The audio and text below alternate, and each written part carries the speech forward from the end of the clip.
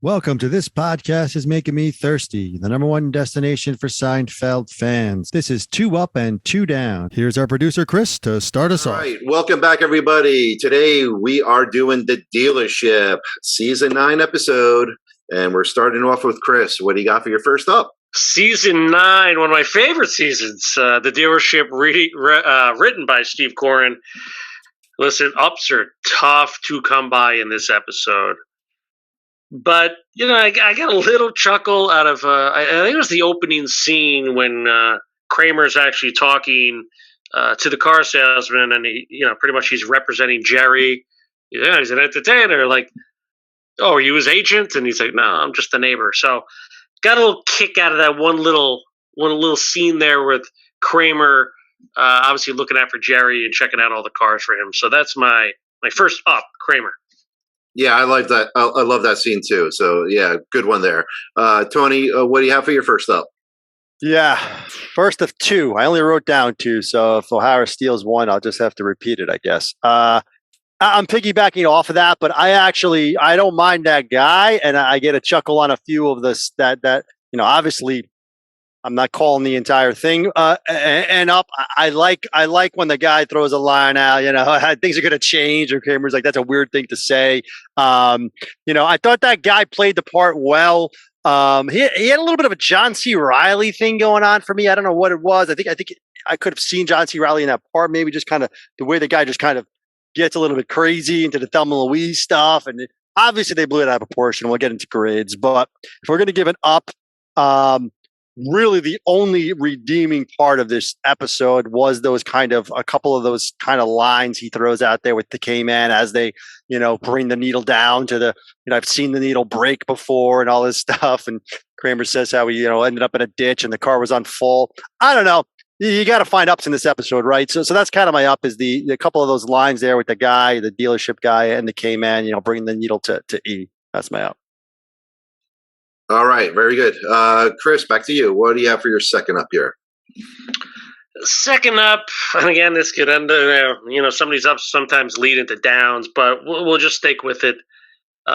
Elaine describing Putty, I always get a little chuckle when she says the squinting, the staring. Like, she actually makes decent little Putty faces.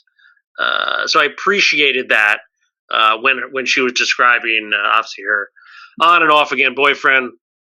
Hope to have him on the show one day. But Elaine describing Putty, second up.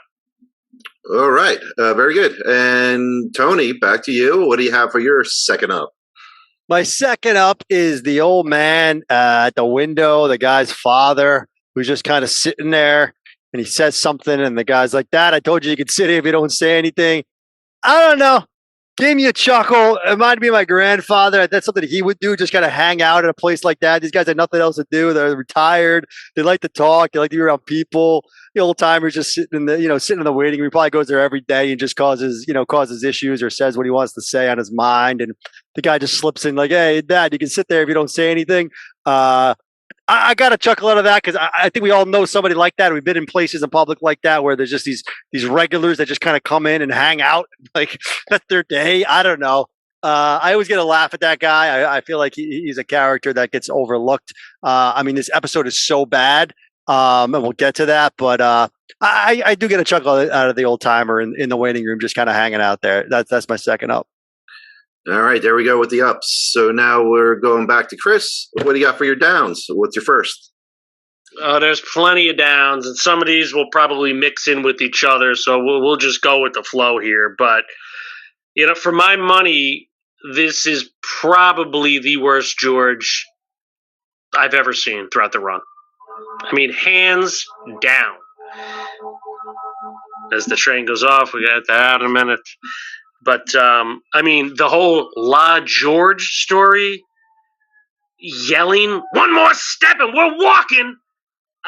The first 7 minutes, he's just yelling and yelling and yelling, and then getting screwed on the donuts. It was, you were bombarded, and bombarded with Bad George. I know about the vein. It never stopped. It was just pulsating Bad George, just minute after minute after minute. And it was beyond disturbing for me being such a George guy. I mean, this one, as bad as it got, I mean, I can go on and on about how bad George was, but let's just leave it. I mean, it was a down. Absolutely agree there. So, Tony, over to you. What do you see for your first? Yeah, I wrote down here the worst George of all time. I mean, he literally says "hello," like he literally says it. The kind of mimic we usually do. This is kind of as Chris just illustrated. It is the epitome of bad George. It's everything that we hate about George. I mean, you threw George as you're down. I mean, I can go with things that George did that I have written down, but he kind of encompassed the whole thing right there. I mean, it's Costanza, which is basically 3/4 of the episode. But I got enough downs written down that I can bring something else up because it's not a good Jerry episode. I mean, let's face it. I mean, as bad as George is, what are we doing with Jerry? I mean, trying to get this deal and what can I do to get you two in a relationship? First of all, have we forgotten that Putty was Jerry's friend? This is how we introduced Putty guy. Jerry's friend is how we get introduced by him. And then the whole move. And it's, well, what is this? All of a sudden, he won't give him a deal because of the whole Jerry, becoming, getting him in a deal and the rust coat and George, I need you. And it's, I mean, if we're gonna, I want to do a different down, and Costanza's obviously the top. I think Jerry's number 2 as far as bad, all-time bad Jerry episodes. This is up there. It's probably not the worst, but it's definitely up there. That's my down, Jerry. All right, very good. Chris, over to you. What do you have for your down? And feel free to jump in with the negative Georges. I was pretty much focused on those first 7 minutes and how it just got bombarded. But my whole thing is, why are they all at the dealership? Like, this is something maybe you do if you have 2 young kids. You bring everybody because no one's going to watch them. What the hell is Kramer going with Jerry to buy a new car? And what's Elaine doing there? I know you mentioned probably to get the deal, but to your point, and then she leaves. And that bothered me. That old Jerry conversation on the payphone. Oh my God! It was this episode is right there as unwatchable. But for me, again, Corin wrote it, forced, as we said. But all 4 of them there, we see this theme a lot, right? Forcing them into a room together. But this was even more bizarre because they just forced them all at this dealership. And for what? For Jerry getting a car? Oh, God. I'm getting upset thinking about it. That's how bad it is. So the dealership, them all being there, I had a problem with. Then, of course, Elaine leaves, and then she gets back and within 5 minutes. It's bizarre. So you don't get around the city that quick. All right. Yeah, the whole weird field trip of all of them going to the dealership. Yeah, that didn't make sense. But anyway, Tony, back to you. What's your second up? Or I'm sorry, second down? Yeah, I will kind of take a specific thing here, I think, off of Costanza because it's just so bad. And and I was one of the things that surprised me the most, just to say this, like we started this podcast like 3 years ago, and I was shocked when we started going on Twitter and talking Seinfeld at how many people like this episode and just how many people like the scene of the candy lineup. Are we serious? A candy lineup. Take everything out of everything. He was talking about how he was hungry. Now he has the candy and he takes the time to put in a lineup. So that's supposed to be funny. Like, George, you got your candy, eat it. Where'd you get the candy from? Why'd you set up a lineup? Who gives a shit about a candy lineup? A cookie crunch? What are we doing here? This is not the show that we watched for even 8C. I mean, this is just so bad. I mean, the candy lineup is like the epitome of everything wrong with season 9. If you want to really get to the cookie crunch of it all, that's my second down. It has to be. I absolutely agree there. That was just terrible. Too much with their freaking candy. So, Chris, over to you. What's your second down here? I gave you my downs, but let me get to the grade here. that's not even the worst, Tony. The worst, I think, is when Jerry and George get together again back at the desk with Putty. And, Jerry wants George's help. And Jerry says, yeah, yellow, I wanted black. Can you help me out here, George? And George stands up and yells, this is wrong! And Jerry says, sing it, sister. And George says, just because a candy bar falls from its perch. I mean, you know what? Yeah, you're right. Pick your poison here on what's the worst. But this is an F. If you can go lower than an F, it'd be that. For me, it's the worst episode in Seinfeld history. I'm standing by that after watching it again. Really no redeeming qualities.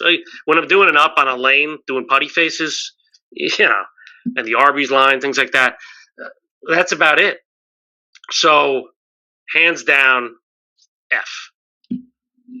Yeah, I definitely see that. I mean, after the first 10 minutes of the episode, everything gets drawn out, and it's just way too much of joke after joke of everything being thrown back at you. And so I could agree with that in F, since they only phoned it in the rest of the episode. So, Chris, thank you for that grade. Tony, over to you. What do you got for your final grade here? Yeah, I wrote down Sing a Sister. It's a good thing you said that because that was one of the worst Jerry lines of all time. Yeah, I mean, obviously it's an F. I mean, I'm not even going to, we've already got over it. He said everything that needs to be said.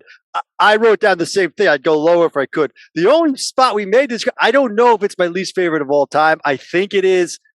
The more I'm thinking about it, it probably is. I don't love a few other ones, but I think all in all, there's nothing here that even holds a candle. It's almost like a step below everything. It's like so far down that it is unwatchable, right? So we watched it to give these grades. It will be the last time I watch this episode, unless we revisit, rankings or something like this, or whatever. But there's no reason to watch this episode again. It stands for everything that's bad about season 9. It's so bad. It's an F. If there's going to be an F, this is it. So. And I think if I'm reading you correctly, maybe not the worst of all time for you because Elaine's kind of in it, but not really in it. Although doing and my K-Man up, that's a legitimate up. I do chuckle. I chuckle. I get a small chuckle. Now, I don't know. Do I get a chuckle out of the Susie? Yes. I think Jerry says one line that makes me laugh at one point when he's like, I was with both of them or something like that. We can get into other episodes. So, is it the worst episode? It's yeah. Elaine, doing the flip side stuff. She wasn't in it enough, but George overtook it. I think that's the theme here. And you know what? While we're going on this, no guest stars to bring this up. I mean, Putty, it's even a bad Putty. I mean, I'm not the biggest Putty fan, but this is a bad Putty, the high five shit. So there's nothing. They couldn't even give me nothing to give it anything. It's just bad main 4 with no good guest stars. I mean, what are you going to do? Well, there you have it, folks. Double F for the dealership. And we thank you all for tuning in, and we'll see you on the next one.